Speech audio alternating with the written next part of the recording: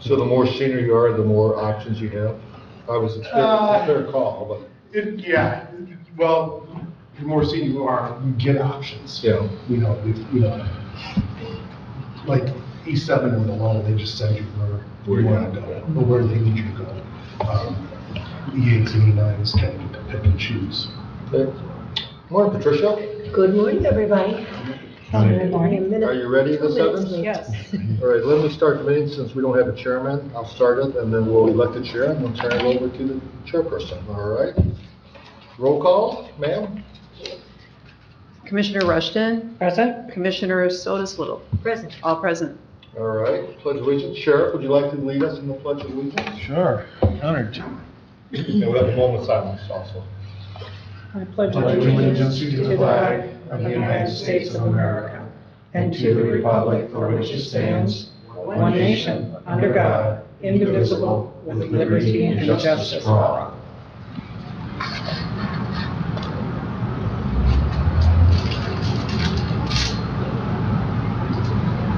All right, thank you.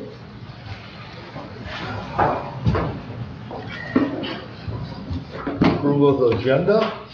Do we have a copy? Yeah. This was emailed last night, same thing.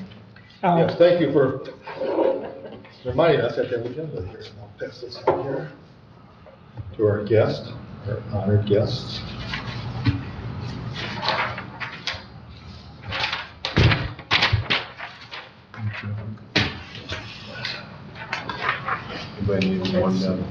Okay, is there a motion to approve the agenda? So moved. Second. All in favor? Aye. There is no public comment, I assume, since you are all part of the agenda here. Unless Laurel has something. She's always full of words of wisdom. That's why I Any asked. words of wisdom, Laura? Absolutely not. Absolutely not. I do want to say thank you, Laura, for filling in the clerk's office. With short staff today. And so Laura was deputized so she could officially take minutes. So she's going back to her roots from when she started. And she told me today is her 19th anniversary of being employed by the county. Congratulations. So a perfect throwback, going back to your roots in the clerk's office. Thank you, Laura. All right, election of chairman. This is our first meeting of the year. And so, Mr. Chairman? yes, I would like to elect Patricia as chairperson for the Building and Grounds Committee. Second. You beat me to it. I know. I call on her first. I know she had her hands up really quick. Remember, I knew it was coming. Unofficially endorse that recommendation also? Sure. Unofficially, okay. All those in favor of Patricia being the chairperson, say aye. Aye. Opposed? Okay, is that a 10-year or 8-year term? Okay. I think it's 2 months. Oh, all right, sorry. 60 We'll days. split the year, how's that? Okay, Madam Chairman, I'll leave it up to you the rest of the meeting. All right, well, we've moved right through most of it. We're up to action items. And we've done the election of the chairman, so we need an approval of our minutes for April 20th of 2021. Oh, yes, I remember that meeting. It's been a while since we've met. Mhm. Madam Chair, I would move to approve the meeting minutes of April 20th, 2021, as presented. Thank you, I'll second. All in favor, say aye. Aye. No opposed, so we'll move on. Next topic is the infected tree at Veterans Memorial. Yeah, as you know, we have a beautiful memorial, Veterans Memorial down there. As you drive up, you'll see a large, it looks like a cluster of birch trees. Actually, it's one tree that comes out with different things. And I think I mentioned last fall in our meetings, the tree was having some issues. We were hoping we could save it with some treatment and everything. We brought in several tree experts to look at it. And in your packet, you have a couple of the responses, but unfortunately, it's the point where the tree is not safe. It could split up, break at any time. And you have letters here from the Conservation District as well as Mr.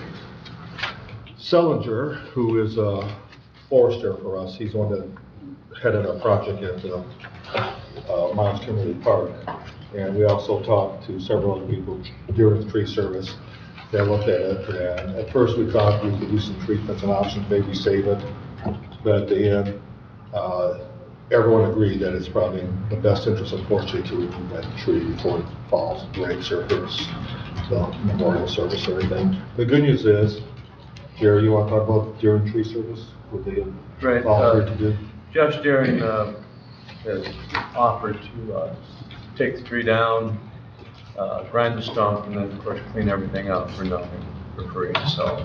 Really? As a way to, Respect to the veterans. yeah, since it's at the Veterans Memorial. Their concern is it could fall and damage the Veterans Memorial. It's been pieced out.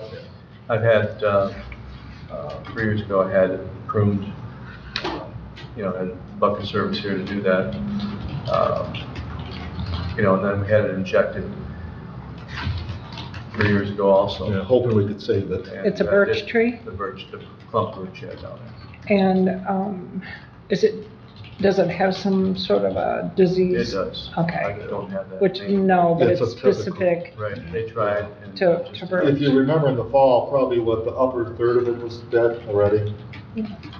And was afraid as the wind was coming, but the rest of it is gonna decay.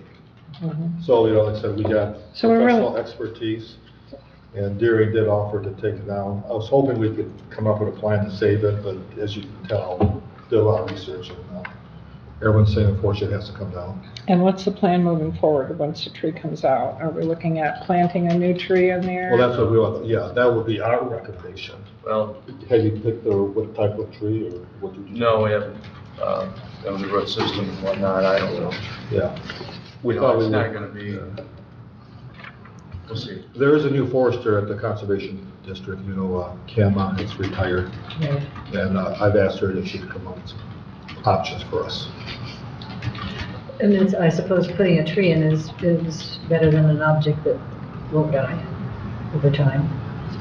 I don't know what we would put in, we've already got a memorial. I mean, There's, that's what it is. There's enough, we'll see, but it's not, if it doesn't, nothing happens, it's not gonna Yeah. be a negative. We thought we'd Seed it over and mow. We thought we'd take the tree down, clean it up, get rid of the stump, and then see what it looks like, Okay, and then make a decision at that point. Mhm. I think that's a good Yeah, point. because it may fit in without a tree too, so first thing is, so for the safety of individuals as well as the damage to the potential, Yeah. that we take the tree down. I don't have the visual right now. I don't know I know approximately where it is, but, When you drive down There there, you go. That's Jerry prepared. There you go. okay, so it's right along the, yeah, it looks like a clump of trees, but actually it's Okay. one tree. And it's right in a pocket there, drainage runoff, so to even, the problem is you try to plant in the same spot, root system, and trying to auger down, and then is there a disease that might affect the new tree because of, you just don't know. So, Well, you have really nice landscaping down there now. Yeah. Yeah. I mean, you pull in and everything's pruned every fall nicely and it grows back in spring and everything's balanced. And that tree is kind of like, you it put might the be tree there. easier to It really not is have a it good for spot maintenance for a tree. purposes. Right, just seed it over. Well, we thought Yeah. we'd take the tree down, get the stump out, level it off, see what it looks like, and then go from there. But first thing is just taking the tree Yeah. down before a strong wind could potentially knock it down at any time. Well, I will make the motion to have Jeff Deering go ahead and proceed with the removal. Motion to recommend? Motion. Well, I mean, actually, the board doesn't need to take action, there's no cost involved. We just want you to endorse the concept. Well, okay. We endorse it. We endorse the concept of Jeff Deering removing the infected tree, cleaning it up, seeding it over, and revisiting the issue of whether we're gonna plant a tree or not. Leave it as it is, Yeah. so. I just wanted you to know the concept of how we're going forward. And I mean, technically, we could have just taken it down, but we'll never take a tree down. And it was a beautiful tree. It is. All And I trees. really did try to talk these people and try and see if we really could save it, but it's just. Yeah, it's very large too. which is- Well, it's a new beginning for. And we're grateful we for decide. Deering's to come forward, and because they would, obviously have some costs involved, so. So I can give the board an update that we've been, it's on the agenda for next week to give an update on this whole committee. And we can say that we endorse it, but there's really no action required going forward, but it's really nice to come from this committee that you're endorsing the concept. Well, Because thanks. people may drive by and see, well, where's that tree, you know? Thank you, Jerry, for investigating options and coming up with a plan. And check, ditto. It was really nice that Jeff Deering, did you have a conversation with him about the tree, or how did he I find called out? him some time ago, last year, and Yeah. he offered, and then weather came out and whatnot, and then I talked to him, Well, he met with us too. Yesterday. Yeah, he met with that us. was Tom.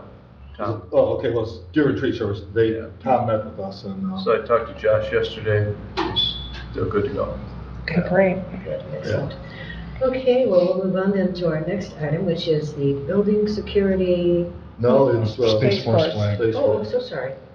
Yeah, and in your I just skipped packet, right over that, didn't I? in your Space Force packet, you have a flags. letter from the VFW. And Kelly, I believe you're part of the VFW, right? I am, yes. I know you don't want to speak on their behalf, but you are a Actually, member. I'm a service officer. Okay, so you have a letter from Greg Minkowski, who's the commander, requesting that we add Space Force to the Veterans Memorial.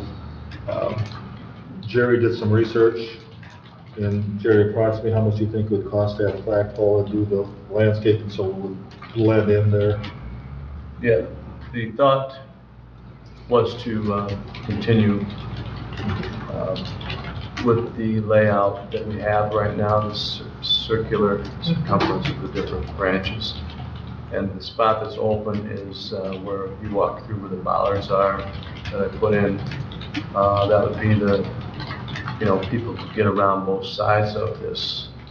You'd have a flagpole there, and that would complete the circle. If you, you know, suggested by Kelly too, that, you know, you could add the Space Force flag, which we have, to another pole, but that's something that can be discussed, but from my personal opinion, I think the Space Force, being it is a federal branch of the service now, that should have its own pole and its own cement, stonework. With the plaque itself, they're about $500 just for those bronze plaques alone. And you know, that you see around there with all the different branches. Flagpoles, $5,000 or so or better. You know, you're looking at 25, probably on high end, I'm just gonna say high end, 30. 30. 30,000? If we decide to go with the same layout, with the stonework, the flat top, you know, and people can get around the side to get onto the, you know, it wouldn't impede wheelchairs or anything else. I'm thinking that would complete the circle. Otherwise, you're gonna run off into another area to set up for, you know, I would like to see everything. Okay, help me out, Jerry. If I'm walking into the Veterans, if I park my car Right. and walking the memorial, and I'm looking at what I'll call the center piece of it, tell me where you're talking about, the right or left? Right in the center, right in the center. Right in the center of that opening. The opening where you walk in, if you wanted to continue the circumference. Otherwise, when you've got the opening where you walk in, Okay, you walk in here, okay. yeah, you walk in here, as we're standing right now, you walk in, the two bollards are right here, and then you've got the, you know, star is here. I mean, yeah, I'm just saying, flagpoles around here. Yeah, where do you, Right here is where you put the Space Force, and that would complete the circle that you have up there. What do we have closer to the opening? Those are the two walls. On the other side of the walls. There is nothing, Is that where the flags start? the flags come all the way around here. Yeah. Okay. Okay, this is the only spot, the only opening to complete the circle. To You know, keep if with you the set it up, size and then people can get around the sides. How much space are we gonna have between the, if we place it there, how much space are we gonna have for openings on both sides of that structure? You're looking at, from what I can tell, you're looking at 4 feet. on average, both sides. Both I mean, sides. the only thing that that's gonna do is, it would be a barrier, you know. Somebody People could walk drive up to through. it, they all congregate around that area and then inside. And there's room inside for people to stand, you know, and as watching the ceremony, as I'm the guy, you know, with the podium, you're coming in this way, of course, where you're people, and then of course they congregate on the outside anyway, as you know. Yeah. So they all don't come into the plaza. So this being there would be a barrier. Also, you know, the bollards are, but I'm just saying that would complete your circle for aesthetic purposes. But if you decide to do something different, I don't know what you would do, because you run into, and we don't have to debate this now or talk about it per se, but you run into, okay, do you want it the same as the others? You don't want to have something less or more, you know, and you get into As far as people's placement, you want it perception of, So oh, really- how come they Equal. got that and we haven't got this kind of thing? So if we stick with the program, that would be the first option. Otherwise, I don't know where else you I would think go. we'd have to get engineered to truly mind. Well, that all has to be engineered, all that stuff. So do. Exactly. You can- Just like that, 4 foot Yeah. on each side. It would be in the middle. As you walk in, it'd be right there in front of you, and you'd walk around the sides to get to the plaza. And all the other units of the military have their own separate. They have their own, They have their own pole and a bench in front. well, the So- benches are on the side. There's the platform that sits The platform there sits with the down, smaller one with the plaque. I wish I had a picture. but this uh, Space Force wouldn't have a bench there because it's the walkway. That's the No, only no, you difference. wouldn't need They'd a have a bench bench in there. front, yeah. So the barrier you're talking about would be behind people behind there. The Right bollards here. that are there could be taken Have out to. or left. Okay. But, you know, it's easier to see in the springtime. We can address it or look at it more. What kind of mechanics do we need to feed that new location?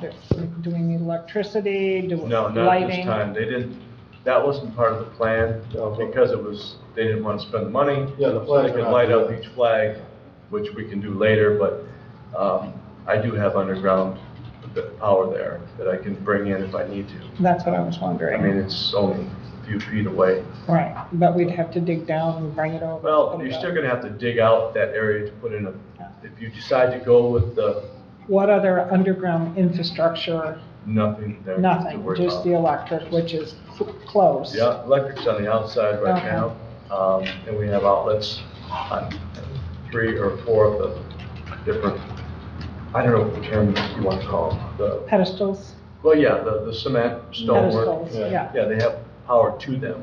okay. Not even, you know, there's 4 different areas, but that ought to be worked out. But the engineer, like Chet said, and if you want to go that route, but I'm looking at that kind of money, it's high end, I think. Yeah, you're just estimating. Estimating, you know, And Well, there's a the picture. memorial was built before my time. Not too much How more. was it paid 2009. for? Yeah, well. Was it a actually, county or donations? Well, our finance director, maybe she can help out because she was here. I believe, help me out, the flagpoles were at least partially paid by donations because there's plaques There is, yes. acknowledging who the gifts were. Correct, you're correct. But the rest, I think, came from the county fund, right? And I know Richard Schmuck was the commissioner at the time, who was really advocating that the county pay for this. Right. At one time, there was a Veterans Memorial Committee and a budget, but I don't think there's anything in the budget now, right? Just our maintenance. Yeah, so there's nothing, there's no funds set aside or anything. So it comes out of Jerry's budget. Yes. No, it comes to the general fund into the capital building. If you're talking over 5,000. Yeah, Oh, which I'm sure it would be over. What, Chet, you kind of coordinated like the selling of the name plaques and bricks and all that, your office. How much does it cost to sponsor that pole? Well, I don't know what we did, how much, do you remember? Because I know this was before my time also, but I know on the poles, each of those poles was sponsored by somebody that paid for them, like the Noonan family, I think, did one of the poles, because I remember. And I put all those plaques on each pole. Yeah. What you're talking about. Merchant Marines is Merchant what, Marines was- yeah, I was gonna do the Marine Corps. You know how much You don't know, you weren't part of that. It was about We five. took the donations, but What's that? I said we took the donations, but the project was originally 10,000 and ended up being over 180. Yes, yes. Yes, it was quite controversial. I went back and read all the minutes, They cut out a lot of things too. and it was much, much more expensive than originally thought. Well, I was planning on, my wife and I were gonna sponsor the Marine Corps flag, and that was the only one that wasn't sponsored at the end. And then, next thing I know, it was sponsored. So do you have a sponsor for the space flag Well, yet? wait, this is all we have is this Okay. letter, that's all. Okay. And Kelly, do you want to add anything from the VFW, since you're on the VFW? That it would be nice. They're a relatively new service. They started the force by, having folks transfer out to the Air Force into the Space Force. So it could be relatively soon where we start having folks from the county Yeah. that are part of the Space Force. And it'd be nice to have all service branches represented down there. So I guess in terms of process, is this something that you as a committee endorse, at least looking into the concept? If the answer is yes, then obviously I think we need to get an engineer to get a ballpark number what we're talking about, because you're just estimating. Well, I'm estimating, of course, but talking to the engineering company that did that, Terry Waring is no longer with the company, but, you have to give an idea, of course, the engineer costs money, so that's where you're looking at 25, 30,000. Maybe set the sentence, because it's just this one area that we're doing, it's not like we're doing a whole lot, of course, as you know. So, it's just a matter of what way you folks want to go, or decide to go, or to address it. It's out there, and, I guess the question is, do you want to endorse a feasibility study to get some more specifics? that 30 was part of Well, the engineering cost. Yeah, I know, you're just guessing. I don't know how we can make a decision Yeah. without knowing what the facts So are. would you like us to get, Yes, I think so, right? and then come back to the next Because meeting? looking at this, I can see why, to complete the circle, you would need someone on either side, two new additions to really balance it out. No, I think just one. No, I mean, if you expanded the circle a bit and left this walkway Oh, yeah. open. Yeah, then it would be two. Because you don't want to, hopefully there'll never be a situation where you've got a crowd streaming out of there because you've really. No, limited they the can ability. access anyway. But they can come out the you other know, sides so too. it's, so. Yeah. And there's, correct me, there's also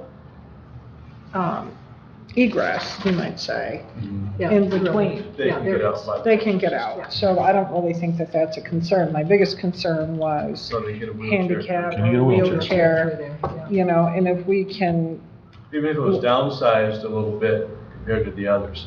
But my thought was it could be, having a good A good- continuous flow Mhm. aesthetically. No, that's a good Because there concept. was talk about branching off into the yard with other things, and, that was more of a, more cost, but this, more work. something we can, like Chet said, Well, Well, can Where we do have a you- motion to proceed with the feasibility study? to see if So it's moved. possible? Okay. so you'll just, what you are is asking us to come up with We're numbers, and then asking- we'll have a follow-up meeting. Yes, And once again, it'll be under the amount, so we don't need board approval, we'll just go ahead and, That sounds good. based on, get some ideas. Okay. Where's the American flag there now? It's over just to the left of center. Over left to center. Yep. Conceptually, with that space in there and the ingress egress, you might also consider it's getting the same kind of bronze pole and running it down with a very minimal base. It could still have an endorsement placard, but it'd take up less space for people walking in and out of there and stuff. Because when they do this, a lot of people do line up along these ballards to watch. So that would take a lot of the money out of the stonework and, the foundation work and stuff. There would There's be, a lot of area, Sheriff.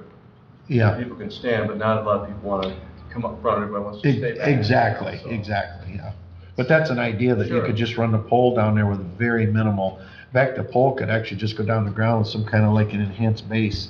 right. It- I just want to try to conceptually for make the committee. everyone feel, Yeah, how And come I it think doesn't even- look the same, or smaller, bigger. You Yeah. run into personality. Even from a VFW point of view, however it works out, that all the services are represented, but if you have, Veterans Day event or Memorial Day event, those members of Space Force have Yeah. Well, yeah, we might explore that. This flag, being it's where it is, might be a little bit different, the way it's seated at that particular location. It'd still make a complete Yeah, circle, what I'll and it would do, still. Right. I'll We gotta have some contact- design ideas. Yeah, I'll contact Greg. Hopefully he or someone from the VFW will want to work with us on a concept. And last time, I know the VFW was involved with the fundraising. And I think they made a contribution, but I know they were heavily involved in getting some financial support. And I think they were the ones who recruited people to pay for this post. You know, it'd be great if we had someone that was a member of VFW and a county employee that could work on this project. Be appointed to the committee, so to Yeah, we speak. could find I mean, some, I wonder you know, if someone we that's could a, find someone, or maybe someone that's a veteran, and, you know, I'm the VFW here and county. And would that guy Jim qualify? Kiesel. That'd be a fantastic addition. Well, I was pointing to you. Our undersheriff is a member of VFW. I know, but I was pointing to him so he would say. I think that's a little busy. Why don't you see if Kiesel has any interest? We're not gonna ask him. Why don't you see if he has any Plan it, interest? or I would do it, or Kelly would do it. I would do it if you want my perspective in there. Well, I'd be glad to. we'll get a professional. That's great. I'll contact Greg Nikowski, I'll set up a time and we'll, at least get a ballpark number to see where we're at. We'll leave it in our Yep, administrator's. so we'll proceed. Proceed with He it. will So bring. you're endorsing the bring- moving three and endorsing that we at least come up with a specific plan with some numbers for, Yeah. before we make a final decision, which makes sense. A design concept that will work. So Thank you, Jerry, for at least getting us to this point. Yeah, No motion? Okay. Motion to include Jim Kiesel in the plan. Get that. And we'll just, and next Tuesday, we'll just give the board an update that we're. Well, the looking sheriff at. offered, so, you know, he might have more time than Kiesel. Yeah, He might have more influence than Kiesel, so. all right, I'm sorry. So, the next project, which I had already jumped to, was building security and. Yeah, we've been looking at different options for, well, several years to enhance security and safety. So we're talking about from a health perspective, from a safety perspective. And we've had a committee that's been working for at least a couple of years that will, well, I think all of us are, sheriff's part of, these two, Jerry and I have been at our meetings, and we have some plans. One of the things that, let's start with the panic buttons. Right now, we have, how many panic buttons? There's one like 25-ish, maybe 30 No, total now, total now. but they're up in the courts. Mostly in the courts. The only ones here would be at your station. Yeah, we had this in 2013, but our departments are saying they would like to have Excuse me. that option. This button was put in place when Mr. Janik was here. Yes. We had an incident here at a board meeting one time, I think just before you came. on. Dennis Rodzik? No, no, it wasn't Rodzik, No, but I we was- just felt we were kind of trapped. Yeah. And so, unfortunately, we had space to add it, but, and we talked about, it does make sense to expand it. However, the system we have was one that was probably purchased in 2006. And we don't have the ability to add to it. The board is at capacity, so we looked at that. So I asked Matt to look at other options. Yeah, so it was a little disheartening with the current system that's in place. The board has limitations. To buy a new board or buy supplementary boards was pretty high dollar. And What's high dollar? 15,000. At least. And then you're I adding, needed to have, Yeah. a marker. but the concern is then, we're gonna add an add-on to a system that's 15 years old to begin with, that has had issues. So I asked Matt, could we just start from scratch and let's say can we get a new system? So we reached out to a couple different alarm companies, Simply Safe and Front Point were very quick to respond in order to work up some options. A lot of it's going to be dependent upon how many panic alarms we actually want.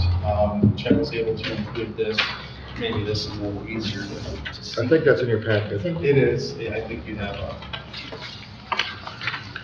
profile. landscape, but anyway. That's easier, thank you. Just have to get out the glasses. Yes, so I was ballparking how many we would need. What we have in place right now, as Chet said, a lot of them are in the courts. Not only the courtrooms, but probate court offices, circuit court offices around the back. You got the district court offices behind the magistrate. Magistrate has panic buttons in her office and her stand, if you will. Plus, I think as you both know, to get upstairs in the office, you have to be buzzed in. An individual cannot just walk in, go to prosecutors or go to the court's office, they have to be let in. Well, here, that's obviously not the case, anyone can walk in at any time. So that's another safety issue. So. Yeah, and just as a quick little guesstimate, I kind of shaded, and this is only my quick view, I shaded some that may be able to be eliminated, but I didn't want to make that decision. We're looking at around 85. You know, if we brought other courthouse security members into the discussion, I'm sure it would balloon to 100. But that's a possibility. The good thing about what we have from Front Point and Simply Safe is that this is going to be a much cheaper alternative. It will have a monthly recurring fee just for service-wise, but you're talking $35 a month, $50 a month, as opposed to, you know, $50,000, $60,000 right off the bat. So,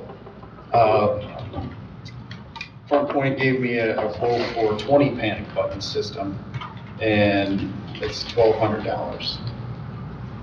So did there be a button in every office? A button in every office. Now, we would increase that. I haven't received anything back from Simply Safe or Front Point on a higher quote for the 85 panic buttons. So that was installation of the buttons? It would be the entire system. Okay. We would be able to install a lot of them ourselves too. A lot of them ourselves. Jerry was loving that. But Kiesel. Kiesel, we can do that. I like it. Yeah. So if, let's say there was an incident and I pressed a button, you would know which button is where it's coming from. yes, with the systems that they both have like a centralized hub that would be responsible for a certain number of panic buttons, and it would identify exactly what office or location of the building that would be in. We're working out to have that monitoring capability in our dispatch center instead of it going to Simply Safe or Front Point and then calling our 911 and then we get people over there. So we're trying to eliminate that process too. But right now we just have preliminary. That's what I was wondering, where does it go? When Yeah. you did that? Well, I knew, yeah. You knew what I was asking. Yeah. Okay, so, go ahead. Please, go ahead. You had the floor first. Well, I was going to ask, what was the amount, you said the monthly amount, or did you get? 35. $35 a month is what Front Point has. Simply Safe hasn't gotten back with me, but I have to assume it's going to be relatively same.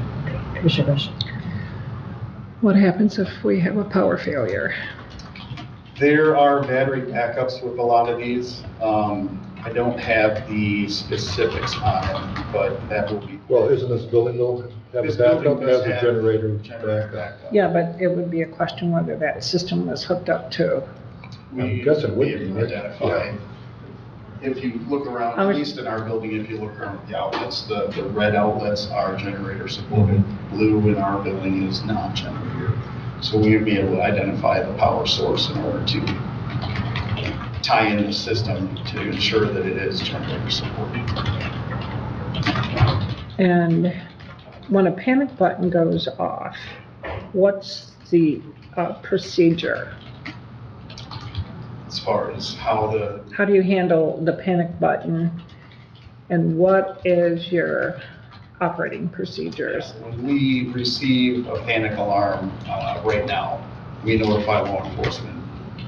And they over have- the radio and over the phone. So- So the officers that are in the office can respond over immediately, and we have officers in the field that can start pointing this way. as They well. go to their operating Yeah, they initiate procedures. their tiered response appropriately.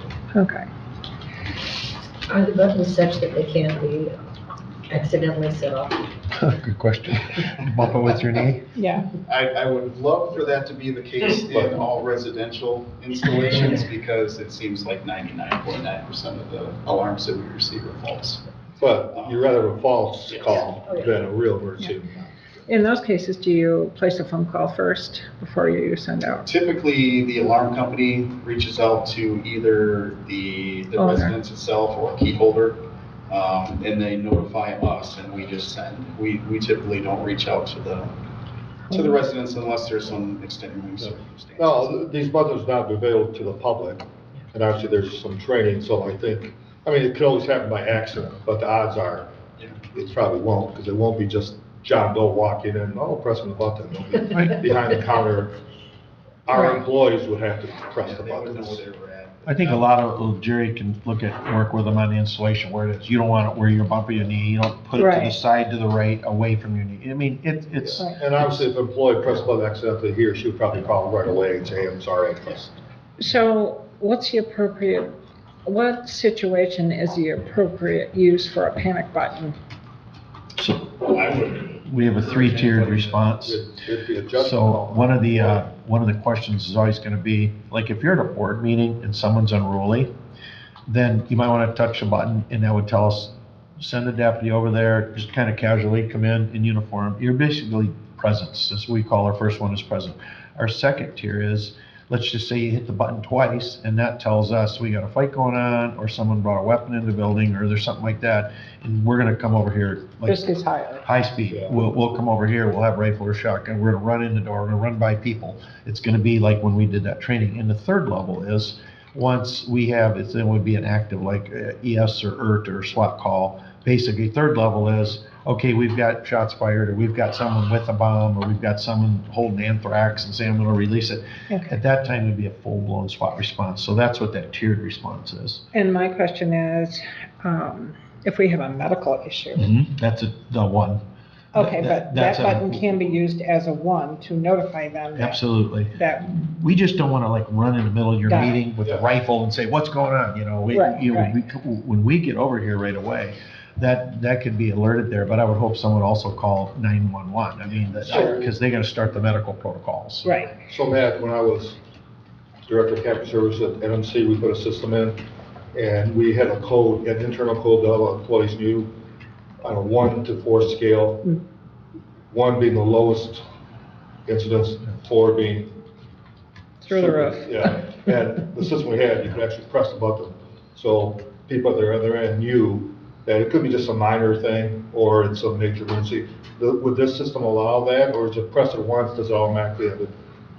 It hasn't been covered, but I can bring that up. Well, I mean, we're at the beginning stages of this, but it'd be nice if they knew. I mean, fortunately, we probably have a few incidents, but in the event there's a major one, Yeah. it'd be nice to know what they were dealing. For example, I just think when Bruce Price was here with his pacemaker going off, almost passed away, that'd be an incident where if, fortunately, we had a nurse here and we got him right away, but that'd be a great incident where if it wasn't that, I would have pressed that button. Right. Gets help. The problem with that, and it would be good to have a double press or a triple Yeah. press, whatever. Because when you hit panic, we're sending law enforcement. Yeah. So if Not it is a medical. medical, I would like it to be like 2 presses. Yeah. And then Well- we know that we'd send law. So could you and- see if that is an option, have different codes? We could get by with 2-tier rather than 3. 3 is our response protocol, but we could get by with 2. 1 means we need presence in the building. 2 means we got a hot situation, we're gonna come in. As far as, we wanna direct all people to 911 whenever we can, because they start the protocol, is he breathing? And is there wires down or whatever? And so we would not wanna use that button for medicals as much as you would for law Well, enforcement. yeah, medicals, they could just call. That's exactly right. That's why I wanted that And I clarification. got you there, Ed. Yeah. We would have to have a training with our employees, but all that is doable. I mean, just. Yeah, there's just a lot get of bells and proper whistles protocol. that they have with these. I mean, they have beacons and sirens and all that good stuff, and we could go Yeah. really far down the road. So once again, we're not asking for any endorsement now, we just want to go to the next level, but hoping that you will support. I think Jerry has some input too. Can I make a suggestion? The extra added things that you can do with this is great. Nothing against anybody's thought process, but in today's world, there's so many different codes and passwords and this and that. Something like this, when there's a problem, you hit the button, end of story. You don't have to go, do I hit it once, do I hit it twice, do it 3 times, or get a chart that says, okay, when it goes to 911, they can decide what they need to do. That's the only thing is this panic button, you want someone coming no matter what. And that person that shows up at the sheriff's department, they know what to do. Or after the button's been pushed and people have been activated, then another phone call can be brought in when we have this problem. You know, more can be, initially you want just a one-shot deal. Well, the sheriff, From my medical experience and from my being in the field, you don't want a lot of, well, how many am I supposed to push? Well, you know, hit the button and get things happening. Ideally, we'd have some kind of system where we'd have a 1 and a 2 though, Jerry, because, you know, like in a medical, obviously 911, you want to go that way, but in a law enforcement response, like we've had times at the board here where you guys have let me know, hey, we need someone over here if we're not here, and I like walk them out in the hallway quietly. We just talk to them quietly about behavior and program. You don't want to panic everybody. And I know what you mean about 3 and pushing L and, you know, doing all that stuff, you get confused, but I think there's got to be a way that, I mean, it's, if we come over here, you know, rifle and if someone is choking somebody, one of the officers, or has a knife swinging around, it's whole different than if someone's arguing at the clerk's office or senior services about benefits, and we don't want to like overly alarm people. well, I have great confidence between the sheriff and emergency management, they would come up with. We'll come up with something. Protocol, training. Right now, we're just trying to get a system here. So once again, we're just gonna take this to the next level. I assume you would endorse us doing the research and getting more details. Yep, definitely. Just a long-term plan, my plan today is just on these things, just get your endorsement. Well, first of all, inform me what we're doing, getting your endorsement, and then coming up with a full plan to maybe go to the March board meeting. Yeah. I think that's- And then we can get some costs involved, you know, March or April, depending when we have a firm recommendation. And you're planning to discuss this with the board next week? Yeah, just to give an update, that the three of us will give an update. Sounds good. Because we obviously, like, once again, this is at the beginning stages of doing the research. We want to rush out and just do something, just to do it. We want to make sure it works out well, but, so Matt's doing the research on that. I think if you include MMRMA in that, you may be able to get some money. No, that's true, good point, yeah. Yeah, from a safety perspective, yeah. That might even be like a 50% match grant. Yeah, Thanks thank for you, Jen, that's a that. good idea. Yeah. Hey, Kelly, there's a couple other safety things you want to talk about? So, out of that same meeting, one of the concerns that came up was door security and how the doors in the hallways don't necessarily lock with the keypads, or you have to go out into the hallway to lock those doors with the keypad. And so the concern was people exposing themselves in an active assailant type incident. So one of the things that Matt and I had seen around were these sleeps. And one of the things we talked about in our trainings with active assailant was like the doors with the arms on it. One of the ways you could Demonstrate. lock those is Yeah, come on up. is with a belt. Demonstrate what you have. You can lock with a belt, just a regular belt? With a regular belt, and basically just wrapping around this arm, so it stops that door from opening. Okay. It's cumbersome, it takes time, you're sitting next to the glass. Hands fall off. Yeah, Yeah. so one of the quickest ways is with this, and it's just a matter of sliding that over that arm. You know, and it works better on some doors than others, but what it does is it's gonna slow them down. Yeah. Either for people to get into another locked room, kind of barricade, or shoot out a back entrance or something to that effect. So that person may just move on if you can't open the door. You can't open it quickly, which is the case in a lot of them that you see on the master act rifles. They paint it in, they just move to that easier location to try to create as much havoc as they can. So this is a quick way for people to secure a room. It's a cheaper option than like the boots and that. The boots work fantastic. You're not getting through that door. However, there's a bigger cost that comes along with that. And there's So also codes that do not allow it. there are codes, Outside yeah. schools, yeah. Yeah. But anyway, Here's my next Those question. codes have been changed. They've How- recently changed. when you're in a situation and you only have a few minutes to take action, where is that gonna be so that the person in the room can access it? We have to work with Jerry and maybe get like a container or something to put alongside the doors. That's what I was. So anybody can just run up, slide it Just on. simple logic is you get one of those cases. And put it. Once again, the key is training all the employees. Right, but I, And I'm just trying have to it, think so of very, process. very, Inconspicuous. who didn't notice it, like you hear. Yeah. And unless you were trained, you wouldn't know, I mean, if I just saw this, I would have no idea what this is. Right, no, you could just put the word exit. Directional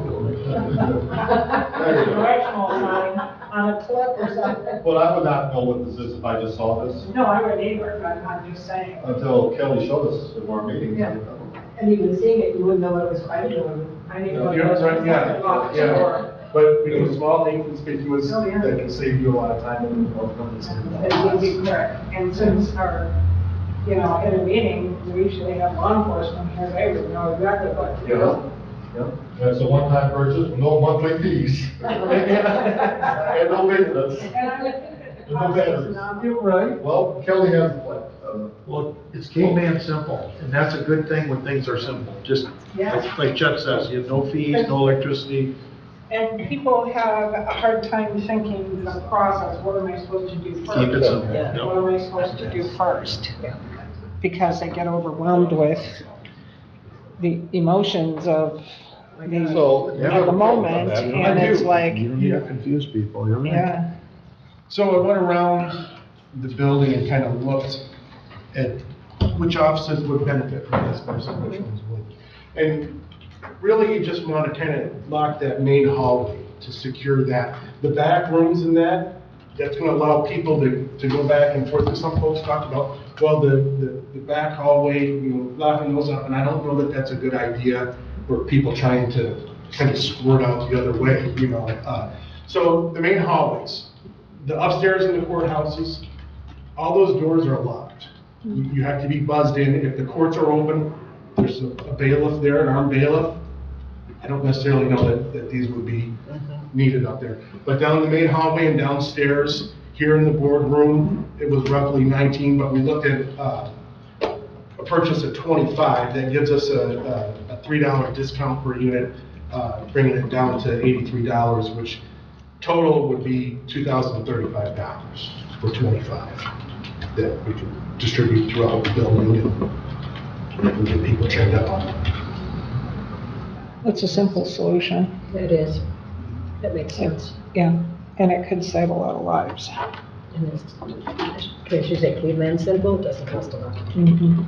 Yeah, And it's, I think in today's atmosphere, it's good. it gives them another level Every day. of protection. Too much news media, more cops killed, more schools shot up. In Virginia, college, two Virginia officers were killed today. or It's this morning or crazy. yesterday. It's just crazy. Two more in New York, too much media, too much talk about it, too much. It's too bad we gotta spend our money on Yeah. things like this. But the reality of it is how many employees do we have on campus? well, in this building, Jen, how many in this building approximately?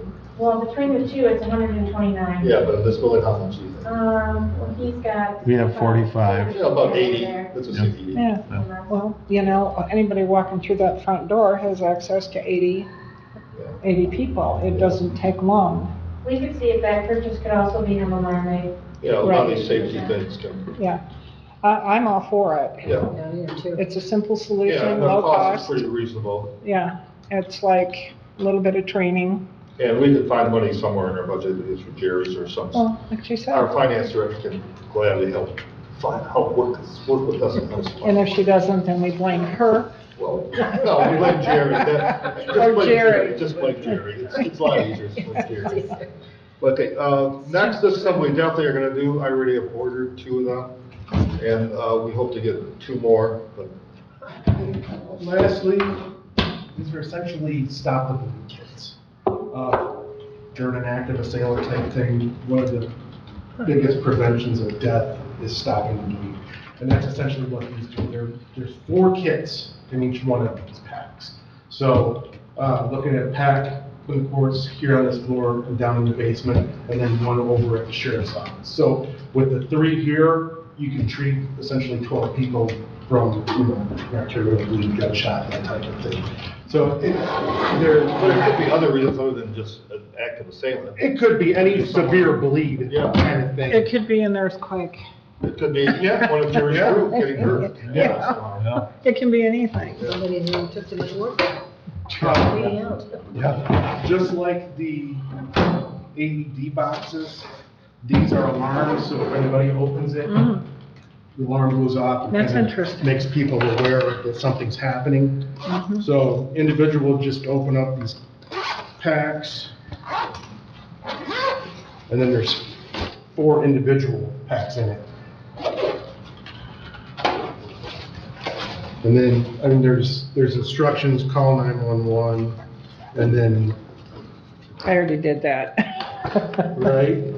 Some people might not. But then just information on how, the bleeding thing, airway, chest seal, that type of thing. So you've got tourniquets, quick clot, if tourniquet's not gonna work, chest seal for puncture wounds in the chest cavity, pressure bandages, basically Israeli bandages that you can really kind of cinch down, gloves, an emergency blanket, and a face shield, if you have to do CPR or something to that effect.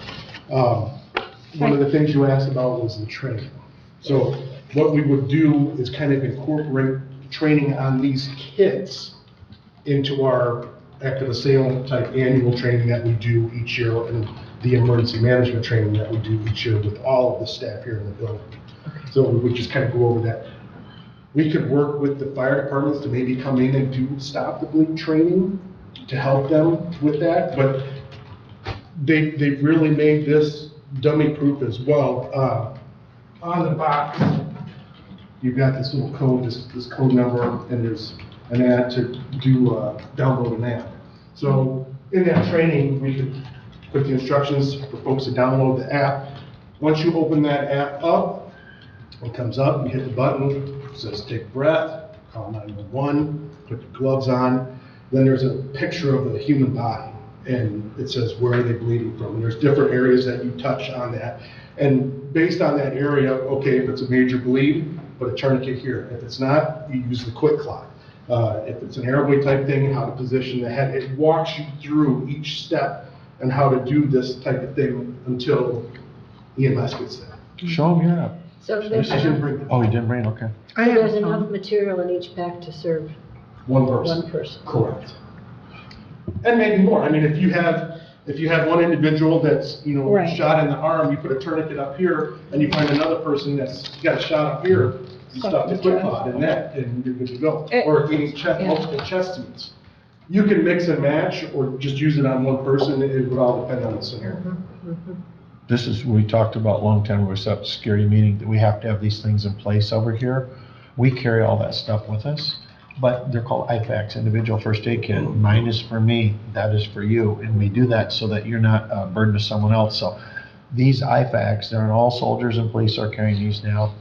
And then you get, like, you and Gary could be deputized to, former EMTs here. You know how to use this. I saw you perk up when you open that kit up. That is the stuff you need from a military, police, or civilian context to take care of one person.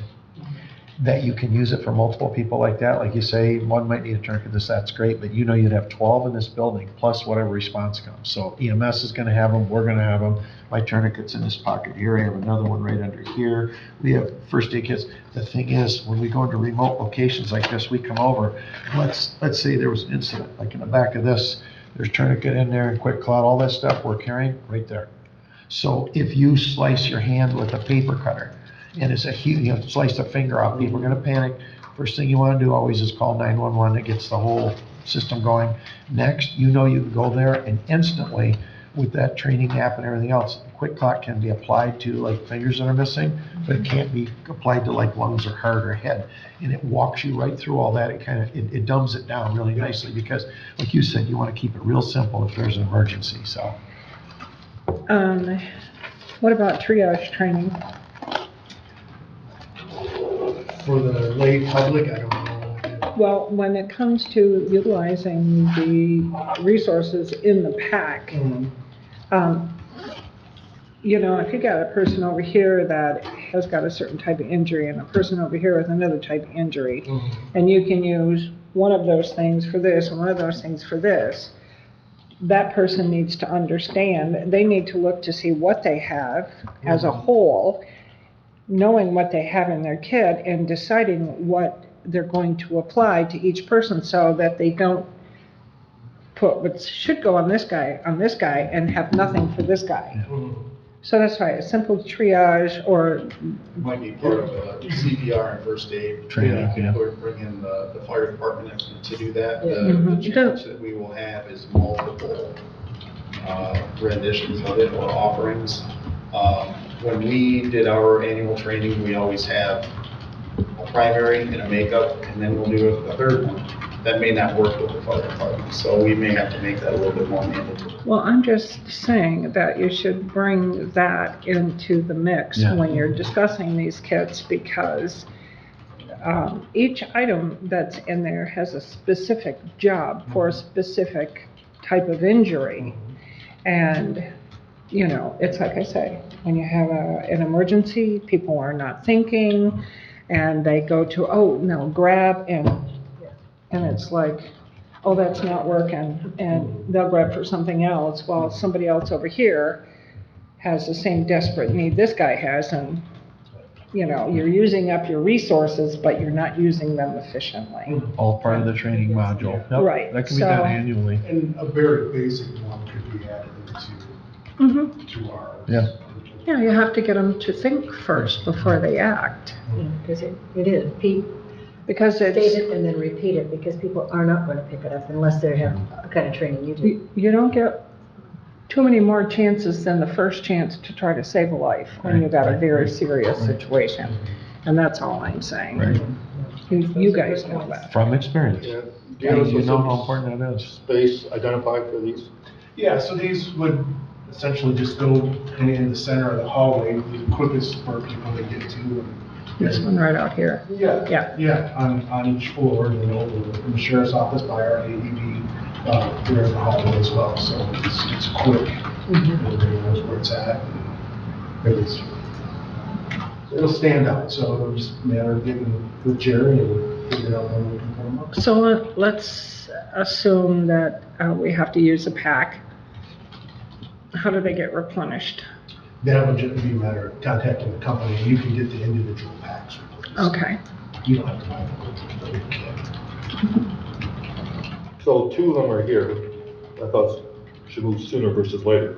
I mean, you never know. And we wanted to see them and see actually how they work and everything. So we've got two here, and we will be ordering two more. Now, oh, I see. Each kit is exactly the same. Correct. Okay. So that's a Okay. complete IFAC. Yeah, okay. Mhm. Yeah, I'd like one of these. So, what do you need? We're just informing. Okay.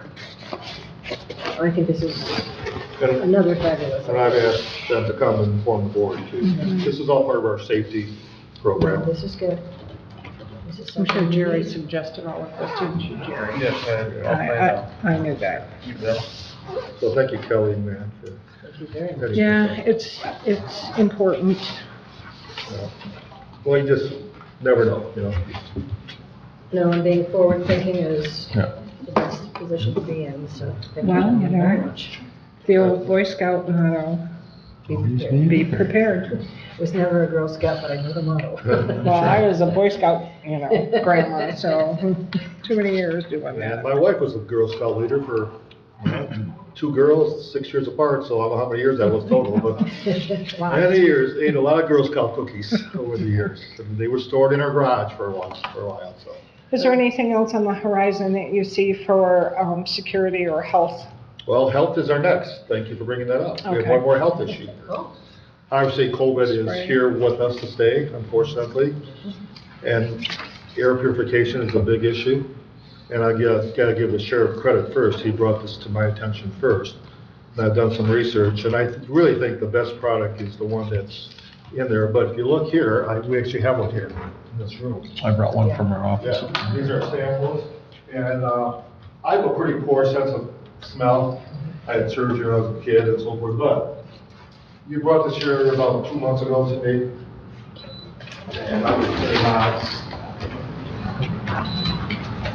And within a few minutes, you can actually feel, I could actually feel the difference in the air. And push that right-hand button too, that's the actual active pure. What you'll see in there is something that looks like a blue flame, a very, very blue flame, and that's basically killing all the bad stuff that's in the air.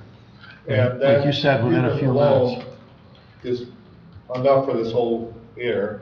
There's 2 other units that we are basically on loan, the company loaned to the sheriff's department. So Matt, you have one in your office and you have the Pure and Clean, the larger floor model. Yeah, we have that model in dispatch, and then we have some more models. Yes. And then Sheriff, you have a portable one that you have actually used here. Yep. Unfortunately, we've had COVID outbreaks on a pretty regular basis the last couple months.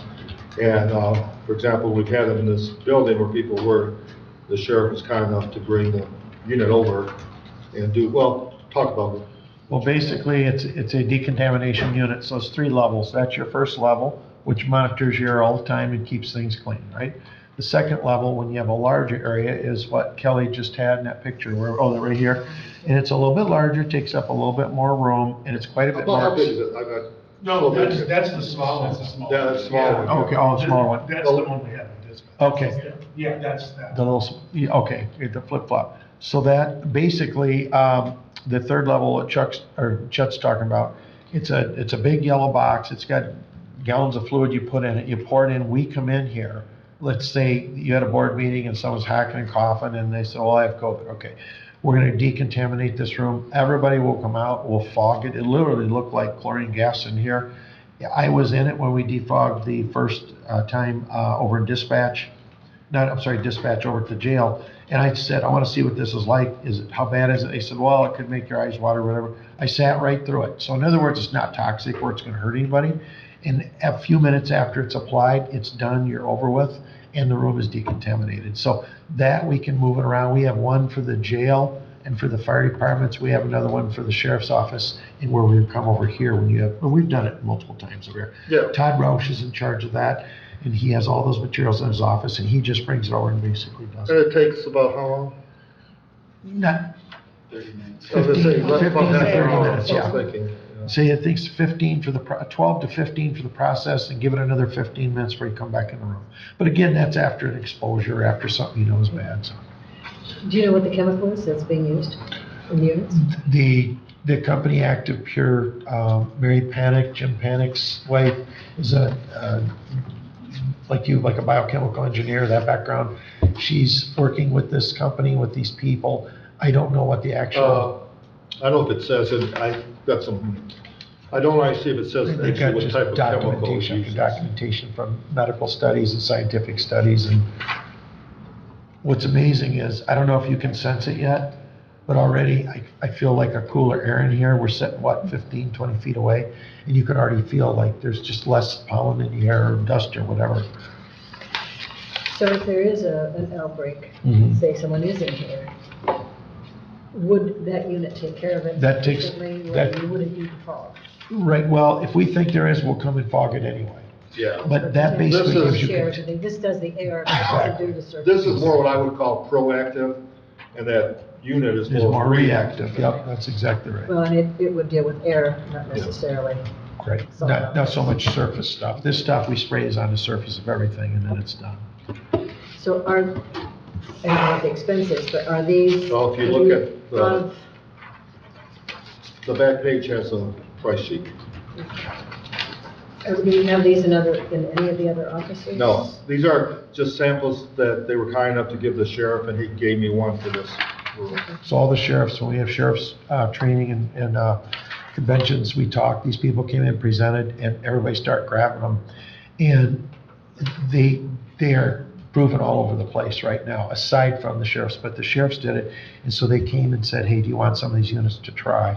You know, I'm like, I'm not gonna spend any money or do that, unless I know what it What is. unit is this? Is this the Pure and Clean? That's this one. The AP 500? The AP 500, okay, I want to make sure I understood the prices, yeah. The smaller one is the 85. This is the Pure and Clean, the one here. Correct. So this is basically $1,500. This is what we're looking at. I'm trying to do. I want to make sure we get the right thing. The object. We're talking about the right prices. So that one's the pure and clean. Yeah, so that's 1,500. And then the smaller one is the And the AP 500 does an office area. Well, it's a smaller office. 500, okay, that's EOC. what I was looking for. EOC, sorry. Well, like Todd Roush's office, our canine dog, for some reason, they just full energy and you're throwing balls to him this that. He just sprinted to Todd's office. Todd's sitting in a chair right here and he took a huge dump right here. And we're like, what in the heck? Well, you don't just grab a dog like that and say, get out of here. So Todd's sitting there like with his hands full, the dog does his thing. So we get it out, we're like, are you kidding me? And of course, he accused us of training the dog to do that. But anyway, he's at, and as crazy as this sounds, there's a reason I'm telling you this. So our entire wing of that building just stunk. Todd cleaned up right away, and after cleaning, it still stunk horribly. And I said, we ought to take that unit out of my office, because I was testing at the time, put that in there. We put it in there, plugged it in, came back the next morning, no smell anywhere, no sign of anything. And I would say within 10 minutes, like when you and I experienced this, or within 10 minutes, you could hardly smell anything. And that's pretty unpolitical and unbiased. I mean, it really reeks, makes your eyes water almost, and you can hardly smell it now a couple minutes later. So I'm convinced that it's been working. We've been using it, we've bounced around. There's 4 sergeants in a small office, and it gets pretty hot in there with their body armor and stuff. They were kind of complaining there's no ventilation. I plugged it in, took care of the problem. Okay, if you take a deep breath now, I think you can kind of sense it more than when you came in. You can kind of almost feel it. Yeah, you can. It says you're feeling the atmosphere like, no. Yeah, And that one, I believe, does up to 2,000 square feet. yeah. It also depends on the amount of people in the room that time. But in the 2,000 square foot, I mean, we have offices that are partitioned, Yeah. so it's not open. Does it still, It takes airborne out. it still could, Yeah. So when I was at the military training for that background, we would just take bathroom spray over here. We'd open up a can of tuna, a can of peanut butter, and you could tell what air patterns did. And then, of course, then they were at these big screens and they showed air ventilation. They had all these arrows pointing this way. It was really interesting because the smell of tuna may do this, and the smell of peanut butter may do this. It's really interesting to see. And that, I think, is what Chet was saying, is constantly monitoring the air for particulates, everything from stuff that causes allergies and plugged noses to hepatitis to whatever. And COVID is just one of the things it does, but that's what really brought it to light, how important it was. it was just thinking of where would you put them and to benefit the most Well, of I the employees. went around to do it. We actually, and the salesman met with me a couple months ago here. We kind of just casually walked, but I think we did the Pure and Clean. If we got 10 of them, that'd be one for each office. And the way they are, I mean, every office is a large open space. You put it in the right location and it wouldn't cover every little office, but it would purify the air because it does float around, as I understand. It does, Where you've got it through your system. yeah, and we do have a purification system. So I think it's actually a better investment than the AP 500. Those you almost have to put in every office. But I think you're better off with the Pure and Clean in each department. So in the individual offices, so registered deed, senior services, probate court, so there'd be 1, 2, 3, 4, 5, 6, 7, 8, 10. 10, you already did, okay. What about the community center downstairs? Yeah, we would have to, if we want to do that, I'll just count about offices here. Yeah. Well, We could add some downstairs. Obviously, for example, Jerry's office, he's not there. The office is vacant most all the time because they're out working. but we have a lot of public that comes Yeah, in down we through could put there. one in the community room. Absolutely. And would that size be enough to accommodate that Yes. space? Yeah. 2,000 square Yeah. feet, I think. Okay. The small ones are approximately 300 to 500 square feet. Jerry, what's the square foot in this room here? It's, Ballpark. what is the size? 30 by 25 by 30, 30? Say 30 by 30. Well, 900. Square feet. So that's more than adequate. So the room downstairs, I think, is a little bigger, but it's more than covering. That would be the only other addition I would think, personally. I think that's is a good addition. So community if center. you're Or- like to proceed, I could get a firm quote on a number and come to board. Obviously, we had to work with Jen, come up with dollar numbers, we didn't budget for this. Is But I this- think the employees would appreciate it, and I think it is proven technology. As And you just say, like now, I can tell the difference with that being on.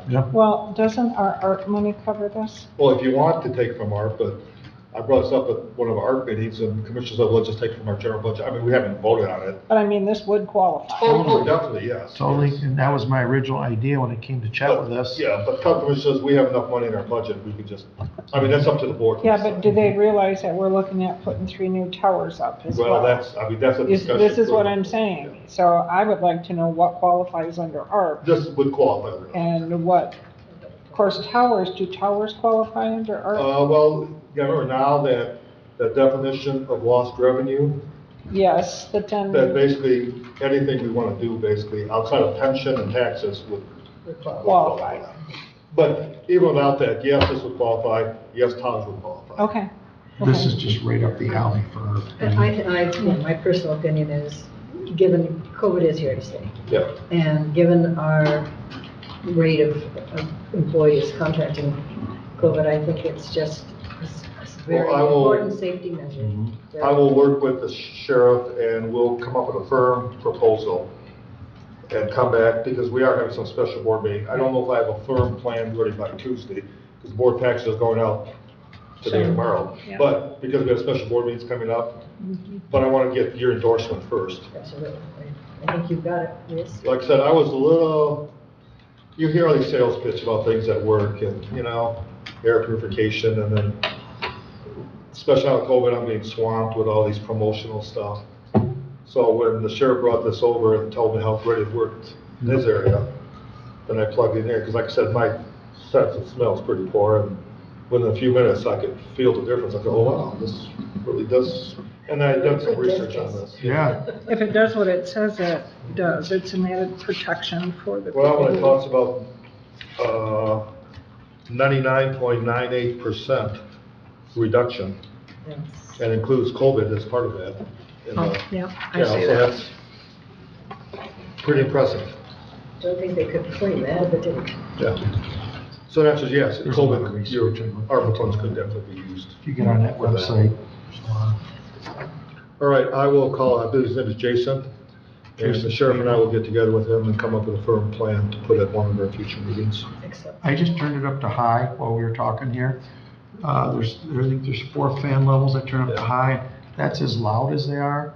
And I just, since I walked back here, can feel that high is producing more. I don't know if you can, but it just feels like. cooler. It's a little Yeah, cooler air. You could actually tell, which really surprised me when he first brought it. I said, well, the room this size, and it's pretty small and quiet. It is, you don't really know. Yeah. Anyway, all right, well, Do we know what the lifespan is of those? it's a good question. The filters need to be cleaned at a I point. think every couple of years, they said, I'm going top of my head, I don't, huh? Yeah. Yeah, well, there's a local rep here that we'll contact. It'd be great if he actually presented to the Yeah, board. well, let's meet with him and Answer come all up with a those plan, and technical have him come to the Yeah, board. good. Because it must not use much electricity. No. Plugged in. but- Plug right into 110. I want, and I'm going top of my head because was before Christmas. There is a filter that can be changed, and I thought he said every couple of years, I thought. I think you clean them. There's a filter you Yeah. can clean, and then if you have to change it, it's every couple of years or whatever. Yeah. You can do those specific things. I was extremely skeptical, like Chet, and just because everybody's trying to sell you something, and he said, you gotta try this, plug it in, and I said, fine. I said, you pick it up next week? He said, no, just keep it in there, and you're gonna wanna try it in different rooms. I did, and I mean, it was as instant as it was with Chet. I was like, holy cow. And Matt, your dispatchers are, Well, interestingly enough, they do have like vaporizers and little ambiance things, and they haven't been using them as much since the radar has been in there. all right, we'll proceed and come up with a very firm proposal. Obviously, there's dollars cost involved that you can take from the general fund, or you can take from our fund. It's up to the board. But it's a legitimate expense either way. I think it's a good investment. I think it is too. And all of the things you've presented today are really good investments for safety and health. Well, I didn't want to have a series of meetings, so I kind of waited till we had all these together and do it all at once. And what I want to do is come up with a full proposal to the board. I don't want to piecemeal, every month coming for Makes something. sense to do it that Because the board way. will ask, well, how come you have a big plan? Right. And then Jen's going to ask, where's the money coming from? That's why she's Because I know what Jen thinks, how am I? Huh? That's why she's here. That's She's gonna right. say you're spending a lot? Yeah. All right, so we'll proceed with this, and we'll try to get a firm proposal sooner versus later on this. And that, at the same time, and it'll be pretty quick, 'cause I talked to a gentleman yesterday about the square footage things that Sheriff and I were on yesterday. I didn't know the square footage capacity, and he didn't want to guess, but he said he'd be willing to come anytime. So I'd like to do at some near time, come up with a full plan with this, those I think we're gonna go with. Two of them I just ordered because they're a safety issue. Matt's working on the panic buttons, and so at least we can give the board next week an update on all these pictures and all these things, and then come up with firm proposals so the board has time to think about it. And they'll give us time to come up with dollar cost of where we can get that money from. But in my mind, health and safety are a big priority. To me, that would be a simple fix immediately. Yeah. Simple, immediate fix. I'd like to see that And I'd like to implemented if you sooner come than up with a later. folder way we could, because I'm sure if you call a company, they must have something that they could. There's gotta be something like a plastic cup that, just slides into easy in and easy out. And Put it install on the them wall. where, now, they will not work on every door, obviously, Correct. but the ones that do, it'd be nice to just have them installed, and they blend right in. That's a great idea. Okay. All right, Okay. next is the office space. And I thought we'd go for a little tour here, but, Good. as you know, the board approved the two new departments. And so we're in the process of implementing that. The first is the finance department, and our finance director is here. And, obviously, when you talk about new departments, you need office space and so forth. So I have a plan in place that addresses, finance, HR, and IT services, because, Ron's retiring, and for doing it, we should look at one big picture, once again, versus piecemealing. But let's go for a tour first, because it's hard to, you'll be able to comprehend it better if you see what I'm proposing here. Chet, will you just talk about that, about getting a cup or something? That just dawned on me. Okay, so turn the lights, cut out.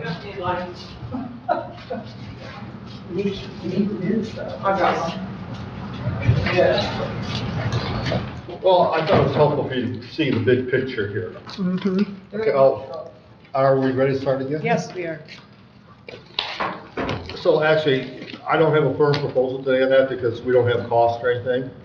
And I'm hoping this afternoon, to meet with John Richards about some generic numbers for downstairs space. So I mean, whether it's health department or whatever else, the numbers will be about the same. I asked to come up with a square footage cost to create offices down there. Which, So, it's nice information to have. yeah, so we'll have that by next week. But here's my concern. At this particular time, with our economy and everything that is happening, the cost. I don't have numbers, he told me to brace myself because the numbers are more than he was anticipating. And the But I only don't know reason, what that means. well, I can say my personal experience, we had to put plywood down on not a very big floor, a small floor. It was $500 just to put, I can't tell you, very few sheets of plywood down. Well, yes, I believe it. 6 months before that would have cost me maybe $100. On a side note, I went to Home Depot a week ago Sunday, got one piece of plywood, the little project I was working on. It's done now, It was $30-some for, piece of the plywood. thin, I can't remember, it was quarter The inch line. maybe. It wasn't you can buy quarter inch, half inch, 3/4 inch. This was, I think, a quarter inch for $30-some, which used to be $12, Right. $10. That surprised me, but. Right. So right now, Johanna and, it's not far. Sarah, Sarah, who's thank you. on medical leave, And when does she come back? 3 months? probably April. Yeah, so we've got time. And Johanna's Well, back there by herself. Here's the reality, is This has been a very emotional move for everyone. For the clerk, for the staff and everything. It'd be better that we move sooner versus later. But it doesn't sound like that's what Jen wants to do, like she was talking. Jen would prefer to be downstairs, have her own suite, yes. Yeah, but I mean, I think she's fine where she is. I asked her, what are you doing It's now? not- She said, I go down to where. It's not working the way it is, I'll just say that bluntly. We need to make a step, and I think The that, staff has asked to move, both staff have asked. This controversy is just festering, I think it's and it's very best. difficult. On top of that, we have under normal circumstances, this is a very stressful time because they're trying to wrap up the budget, get all the W-2s out, all the forms out that have to be done. So that's busy to begin with. The audit process is going to start here shortly, so we're getting ready for that. Top of that, Sarah, one of our key people, is gone. I mean, good for her, I'm glad baby's healthy, but she's gone. Fortunately, Kathy is willing to come in, but she's working 3 days a week, so that's 2 days a week. But psychologically, if we're going to make the move to create a finance department, we need to move those people. And the cost to renovate downstairs and the timelines is not gonna No, work. I don't have a cost for the furniture either. Laurel, that lady, I saw emails. Right, she wants to set up a Zoom. Yeah, so today I don't have a proposal for you. Yeah, no. And, I mean, you saw what Michelle wants to do, that's kind of a separate thing from this. But I'm hoping by next week, I'll have an estimate on conversion of the lower level space. Because whether it's health department or finance, or it doesn't matter, costs will be about the same. And hope to have a furniture bid to reconfigure this. And But if we're gonna implement the finance department, the longer we drag it out, the more emotional it is for everybody. I'll just leave it at that because it's a public meeting. It's been very difficult for the staff in the clerk's office, it's been difficult for the accounting, and it's been difficult for the clerk. Okay, there's only 2 people. Mhm. There's 3 total that Yeah. comprise finance. And only 2 are around until probably the end of April. Well, I'm just wondering why move them now? I mean, Jen is already in that office. She can go down and she's working mostly down there, but the reality is, the perception is nothing has changed. It's very difficult for those 2 staff people. If they were here, they would say they want to move. If we're going to make this change, we got to do it because emotionally, it's not going well. It's been difficult for the clerk, it's been difficult for everyone. Obviously, this has been a controversial for 6 months, and it just keeps festering and festering. And take all the emotions out of it. The board made a decision to go forward. We hired a finance director. It's under the administrator. We need to move those people, the accounting people, out of that, just a separation of duties. Yeah, I was just looking more at the timing. I mean, with. Look at today, you saw Jen. Jen, she's helping people, but she's still at the clerk. I'm having employees saying, why is Jen still working in the clerk's office? And it's been very difficult for Michelle. If Michelle was here, I'd say the same thing. It's been very difficult for her emotionally, this transition. Oh, I'm Obviously, sure. she has strong feelings about it. I'm sure she does. But we have to make the change. The board made a decision. It was voted upon. It's in the budget, and we have to move it. The plan I came with, I think, is cost effective. It's a simple. I don't have It's the if we're gonna simplest, build from cost scratch, effective. it'd be a different thing. Right. But the finance and the HR are now part of the administration staff. Well, So- as is planning, as is everything. No, they're They separate report to you. departments. These are under the administrator. They're under. Yeah, they're not, Is that yeah, how we ended yeah. up? Mhm. Okay. So it makes more sense initially for the group to be together in the same space. If we're gonna build if we're gonna start from scratch, I would agree we would need. Different, But- it would be different. And the problem is, this lady's also the administrative assistant for the HR and the finance That's person. true. That's true. She has That's her hand. true. I would also point out that you've all discussed about reviewing the administrator's job description. So if you go with a more finance-heavy person, it's going to be a lot more feasible to have him next to his finance And that's on your director. agenda for next week. Say that again? You want to review the administrator's job description Mhm. because you're discussing about maybe making him a little more finance Him or her. heavy. Yeah, Or more HR, or, Right. I mean, Right. Mr. Wessel wants a half-time grant writer, so that's a discussion all seven of you have to have. But there's no place for the HR person right Yeah, now. there is, in Ron's office. Oh, that's what you were, Mhm. yes. okay. So So if you- HR, yeah, so- finance, yeah. and the fine, and I know it's the- complicated. So So let's start from beginning.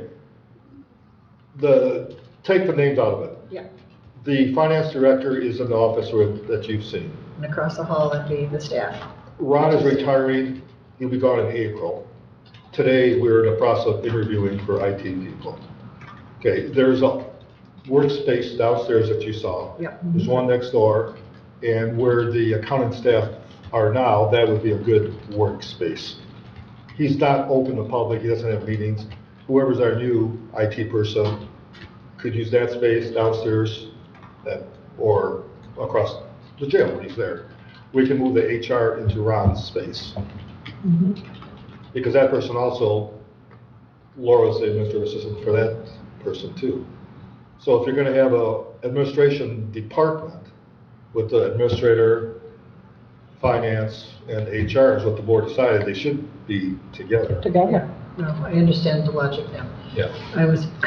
In piece I didn't put in my mind was that we had put those positions under the administrator. I was thinking they were standalone departments. And that's where my Yeah, confusion no, was coming in. and we're starting from scratch, yeah, we would have designed something different, but. It may Well- come to that one day, we don't know Yeah. that. Well, and I was just, but what would make sense, as much as I love the MSU people, bleeding green, it would make sense to move Yeah, them you know, and downstairs, honestly, I our didn't people even- into that space. I didn't even think about that. That's you're a good right. solution. I thought about that early on. Yeah, that would, but it's like a big jigsaw puzzle, and we're missing a lot of the pieces, so hopefully by next week, I will have at least some estimates for downstairs. And it's generic enough, it doesn't matter who would do it. We're talking about office space, Right. work area, Right. so we can look at that. He did warn me it's quite expensive, which Yeah. not completely surprising. Well, I just think timing for that is just not the We right. don't have the quotes for the furniture. I was trying to do this as cost effective as possible and using the space that we have, and still provide an office for the VA and our Medicaid people. And Laurel, you're saying that the files could go in that. I have a file room? large filing room that I do not utilize. Yeah, And when I I- talk, And you Because I haven't know seen Jen was that. worried about it having to go in with the staff, but it could go. it's all their, unless it's something they essentially work on every day that they want at their fingertips, they could put nearly everything in that filing room. And at the time that I interviewed for this position, Georgia said it was her desire that in the future, that would be room for an HR person to put their files. And there's more than enough Yeah, room. we have to put- lots of space. Yeah. Filing, What's the size of that room off the top of your head? It's pretty good size. yeah, yeah. when we get done, if you want, we can show you, but Yeah, it's I've been a in good there size before. room. Yeah, it is. And you're right, we don't have a lot of, we could There's- definitely expand Yeah, that. there's cabinets and a countertop on one side and then. I think I wall. saw, is that kind of directly across from you? Yes. Yeah. Yeah, okay, Yes. then I did see Yeah. that. Yeah. So And I've this already- minute, I don't have a proposal, I just Right. want to give you an Where update. your thinking was. So maybe, let's just review where we are with all this, so we're on the same page. So downstream, then, this is a temporary, I think it goes down better if you're saying, you're not dismissing the idea of bringing them together in a different. Well, let's just see what the costs Just are. downstream. Yeah.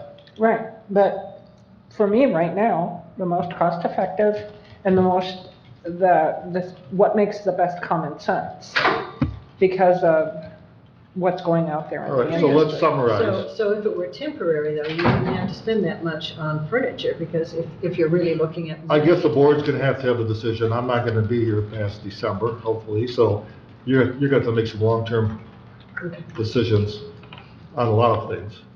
But just summarize, because I know we've been here for a while. Yeah. So we're gonna proceed with the tree, infected tree. Yes, removal. We're all in agreement with that. Yeah, We're gonna get some, drawings and some estimates for the Space Force flag, or not just the flagpole, but the whole. Well, I did like the idea of maybe not having that the same as the others because of Yeah. its potential location, Yeah. something a little bit more aesthetic. Well, we'll get a professional in and see what Yeah. I mean, there could be options that we would never even Right. thought about.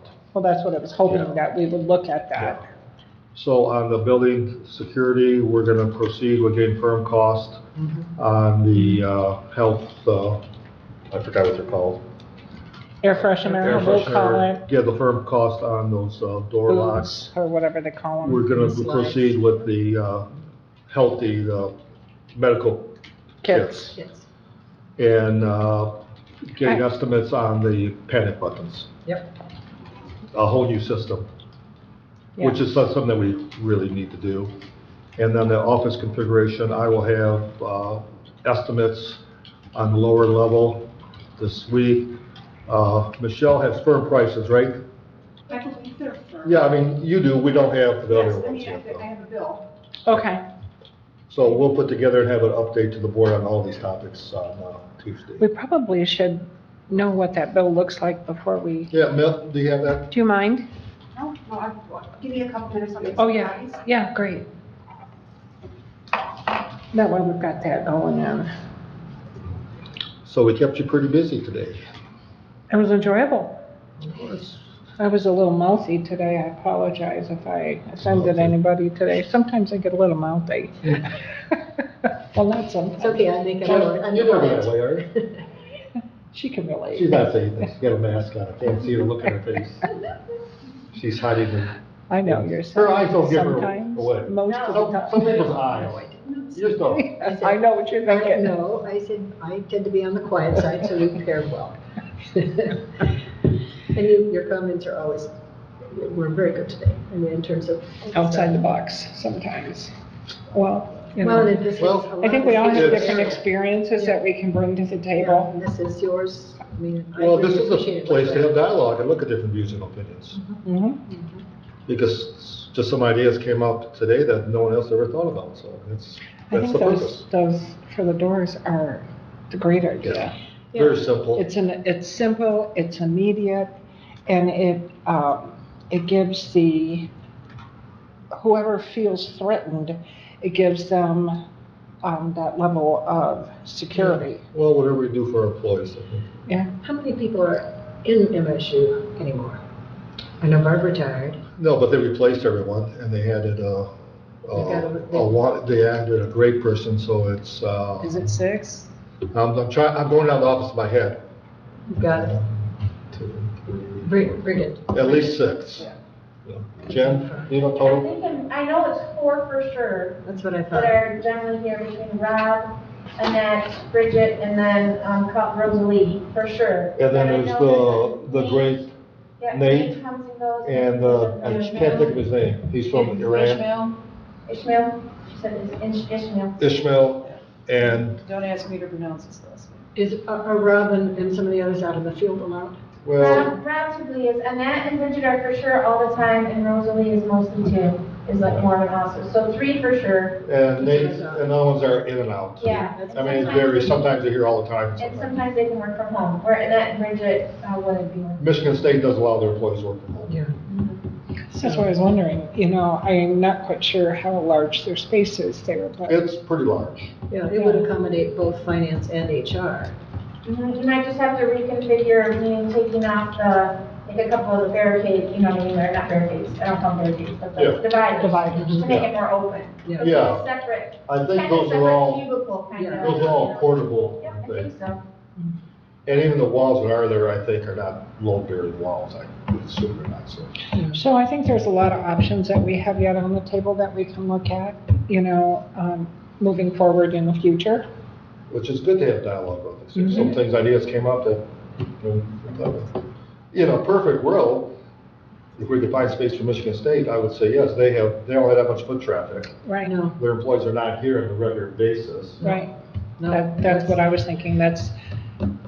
My observation is that's the least used or the least traffic We- that I've noticed. Probably could, I say this, move Michigan State to a lower level. That's because they've got partitions.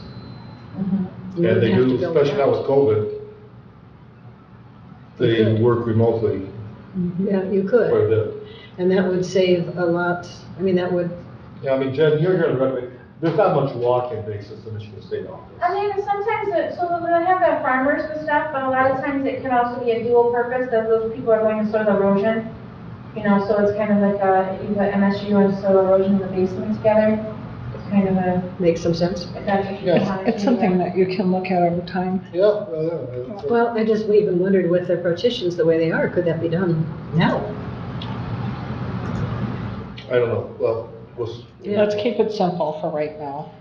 Let's just keep it simple. Well, I'm just looking at cost, because then the furniture you buy could be furniture to go in there for HR and finance, and the partitions that would be used downstairs. yeah, some of it can be definitely repurposed. You can move it around. And I think, Michelle? I think one of the things I think Rob had come to Jerry about was that because there's partitions for all the units that they had, it's not a very open feeling. Yeah, he wanted to drill, take some wells down, but I told him to put together in writing, so we could review it, that it's not happening. Right? So if you did have more of a larger open, or like you said, area for them. From a square footage perspective, it'll definitely work. Yeah. It's just a matter of how we. The biggest thing is the payroll files go with HR. So, so on the finance side, you process the timesheets and you have your records, but the actual payroll records that are in large file cabinets stay with HR. So for instance, when finance moves to the administrator's office, those file cabinets aren't coming that hold people's payroll Until we move personnel. HR. Until you move HR and find room for the file cabinets. All right, Madam Clerk is back. Thank you. I made you, it just took a second. So it would be worth looking at maybe making that shift into MSU space. I would have to check, of course, to make sure everything's up to date on here. Oh, yeah, but this gives us an idea. Because there are some ancillary. So total cost, Michelle, did you add it all up? About 11,000. Is there, at the end, there's there? Yeah, something? 11.6. Yeah, and there might be a couple of Oh, yes. ancillary pieces for stuff. Okay, so it's close enough. Oh, that's, Oh, this has got the pictures, which we see exactly. we looked at Yeah, today. that's good. Good. On top of that, and we haven't talked about it yet, this building now is to the point where we're getting a lot of requests for new chairs in offices. Cause, I assume we want everything to match too, we just don't want each department going out buying what they want. So we gotta look at some point, investing in some chairs for people, they're starting to wear out. They've been here, well, 13 years Do old. we have a number on the amount of chairs that we need? We're just in the process. Laurel, you did have a survey, did you? Do you remember? What's that? On the chairs? Number of chairs. Nobody's responding yet. Okay, I know you sent out requests. And I'm one that didn't respond, so like if you were to tour our upper level, let's say to my circuit court jury room, we have some jury trials coming up, I'm gonna have to go around the building because my chairs are disappearing because other chairs are breaking and people keep borrowing from different places because some of the chairs can't be fixed. There's a fairly decent supply in the lower level, but they can't get parts, they can't get fixed, and then what's the return on the dollar too? Do you fix or do you get new? Because there was some pretty strict thought processes by the commissioners that they wanted uniform. So what Which do makes we sense. do? What do we do?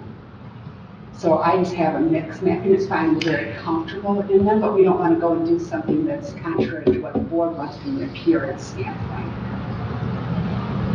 So to summarize, we'll give an update at the board next Tuesday for all these projects. I'll work with Matt on those panic button quotes. I'll work with the sheriff on getting a complete cost. I know we'll work with Jen, how we can finance and pay for them. And you brought good idea about the memo, we'll check into those rep rents, which I'm sure they would pay at least some of the cost. I think these are all priorities that we need to take on. Do we have any other discussion items? I think we kept you busy enough. I think so. Unless there are board member comments? Are we going to meet back here at this board meeting once the information is presented, or is this going to go right to the full board? I guess I'll get the quote and talk to the two of you and see how you want to handle it. Okay. Good question. Okay, any other board member comments? No, you did an excellent job. today. Everybody did. Everybody did, and thanks to everybody. A lot of time involved in preparation and touring. Well, that's why I wanted to wait till we had all these issues on one agenda versus having them come in. Yeah, I appreciate Every that. couple of weeks. Yeah, I I mean, appreciate as you that. know, the Space Force has been since the fall, dealing with the tree since the fall. Yeah. Of all these things, I thought, let's just wait until we get all of them on. Yeah. If I can just speak to the chairs for a moment. Doesn't, To the chairs? to the chairs, yes. Chairs. Different chairs in different offices. I mean, even the commissioners have different chairs. These chairs are a little different. Yeah. So, chairs do different things. Mhm. So, I'm not sure that you can keep all chairs. Oh, I'm talking about the same type of, yeah. Obviously, the office chair is different than this chair versus, Right. what you don't want is one office having 6 different colors of chairs. Pink and You want blue, one you want a blend. basic color. Okay, Yeah, so it's blend, more for right? color than I mean, that's operation. what, yeah, not the same, yeah, I didn't mean Okay. the exact same type of chair, because, I mean, just look at here, Right? those chairs are different than these chairs, Right. for obvious reasons. And these chairs are really pretty comfortable. But, All of our office chairs, so that we sit at our desk when they were purchased, they purchased us all the same. And we have had some different issues with informal ADAs and who can sit in them. And Right, that's why I was asking about the chairs, because there are unique situations, with certain employees. yeah, but we don't want one office to have blue chairs, other ones Got yellow it. chairs, or a mixture, that's, What you're saying That's is what I'm same talking- yeah, company, yeah, same same, basic yeah. design, or in that Yes. family of, Yeah. okay, just like furniture, I got it. we don't want every office to buy their own furniture. Yeah. If we're gonna do it, we're gonna do it so it all matches. I got it, I got Because it. people come and go, but you want the same style throughout the building. Right, And I okay. guess that was a huge issue when the building was built. yes, I it was wasn't here. divided but- into color quadrants. Mhm. Okay, Anything more? no, that's all I got. Well, and the only other thing, I'm glad you're taking into consideration, looking at MSU as a Yeah, possibility. yeah, that's a and good idea. shutting that down. That was a and good see idea. Where we can go, so, okay, excellent. Good meeting. Any public comments? Madam Clerk? No, thank you. Just thank you for the consideration. Oh. Okay, and we are adjourned, and thank you. Yeah. Thank you guys.